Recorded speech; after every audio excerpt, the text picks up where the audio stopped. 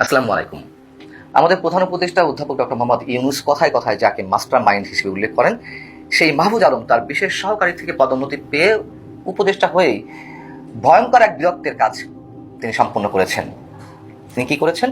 বঙ্গভবনের দরবার হল থেকে বঙ্গবন্ধুর ছবি নামিয়ে দিয়েছেন এবং বঙ্গভবনের দরবার হলের যে স্থানে বঙ্গবন্ধুর ছবি ছিল, তিনি সেই স্থানে ছবি তুলে প্রমাণ করেছেন যে তার পেছনে আর সেই ছবিটি নেই। এবং এই ছবিটি আবার কে তুলেছেন? সরকারের আর এক উপদেষ্টা, স্থানীয় সরকার, পল্লী উন্নয়ন এবং সমবায় মন্ত্রী পদমর্যাদার যে উপদেষ্টা আসিফ মাহমুদ, আর এক সমন্বয়ক, ছাত্র সমন্বয়ক।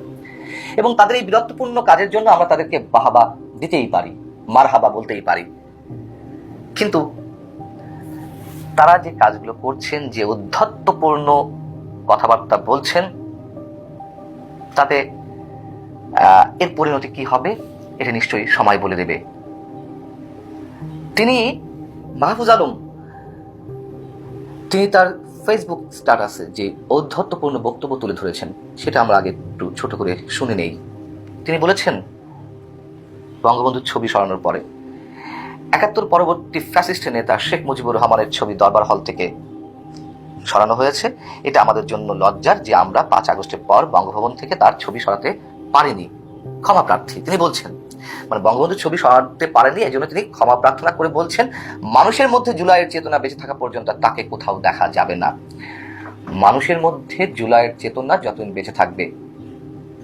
আসছে এই জায়গায় তিনি বলেছেন, শেখ মুজিব ও তার মেয়ে বাংলাদেশের জনগণের সঙ্গে যা করেছেন তার জন্য আওয়ামী লীগকে অবশ্যই দায় স্বীকার করতে হবে, ক্ষমা চাইতে হবে। এর মধ্যে রয়েছে অগণতান্ত্রিক ৭২-এর সংবিধান থেকে শুরু করে দুর্ভিক্ষ, হাজার হাজার কোটি টাকার পাচার, হাজার হাজার ভিন্ন মতাবলম্বী ও বিরোধীদের বিচার বহির্ভূত হত্যা। তার এই অংশের সঙ্গে আমি কোথাও কোথাও অবশ্যই একমত পোষণ করি।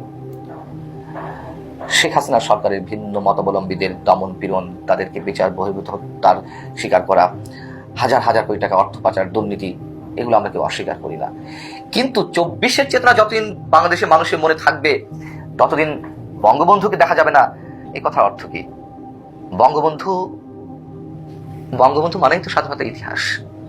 ৭ই মার্চকে সেদিন বিতর্ক করার চেষ্টা করলেন, আজকে ছবিটা নিয়ে বলছেন তাকে আর দেখা যাবে না কোথাও। বিষয় হচ্ছে কি, বঙ্গবন্ধুর এই ছবি ভাঙা, নামানো, তার ভাস্কর্য ভাঙা, এগুলো এদেশের নতুন কিছু নয়। অনেক হয়েছে, অসংখ্যবার হয়েছে। বঙ্গবন্ধুর নাম ইতিহাসে সঠিক স্থানেই থাকবে এবং মুক্তিযুদ্ধের ইতিহাস নতুন করে লেখার কিছু নেই, যেহেতু এখন ২৪-এর চেতনা মানুষের মধ্যে ঢুকিয়ে দেওয়ার চেষ্টা করা হচ্ছে। প্রথম কথা হচ্ছে, ২৪-এর যে গণ অভ্যুত্থান, সেই গণ অভ্যুত্থানকে ছিনতাই করার চেষ্টা করছে এই মাহফুজ আলমদের মতো কিছু মানুষ।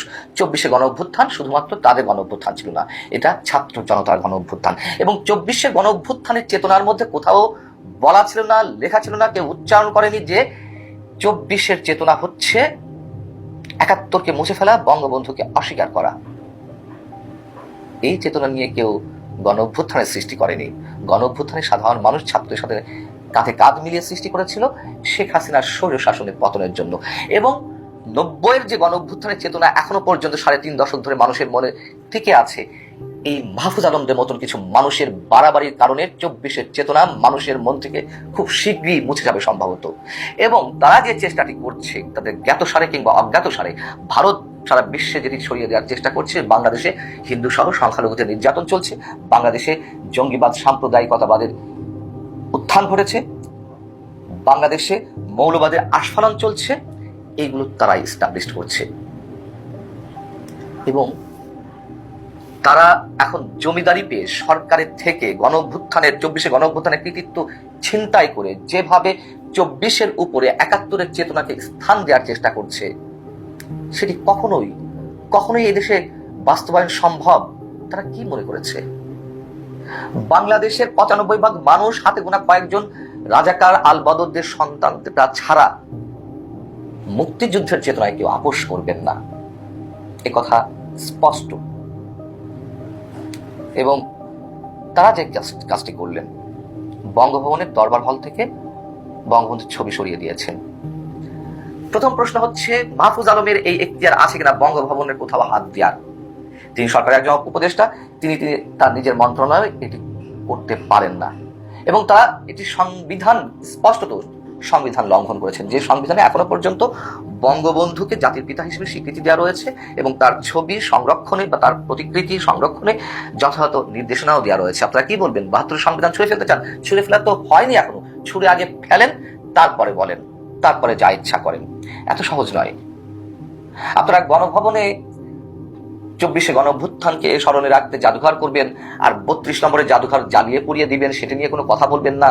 সেখানে 71-এর অসংখ্য স্মৃতি জড়িয়ে রয়েছে। হতে পারে সেটা শেখ হাসিনার সঙ্গেও জড়িয়ে রয়েছে তার স্মৃতি। শেখ হাসিনার সঙ্গে আমরা 71কে, মুক্তিযুদ্ধকে তো কোনোভাবে মেলাবো না।